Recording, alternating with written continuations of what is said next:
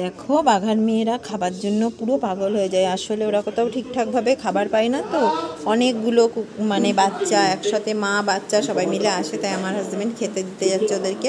ওরা জানে যে প্রত্যেক দিন আমরা ওদেরকে খেতে দেবো বলে আমাদের গেটের সামনে চলে আসবে আর পুরো গায়ের ওপর লাফিয়ে উঠতে থাকবে।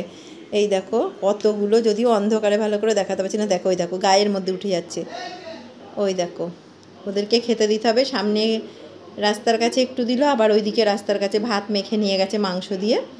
ওদের প্রত্যেক দিন যতক্ষণ না খেতে দেবো ততক্ষণ ওরা এখান থেকে যাবে না। ওরা আমাদের ওপর খুব ভরসা করে, যে জানে যে এখানে আসলেই খাবারটা পাবো, আর কোথাও খাবার পাবো না।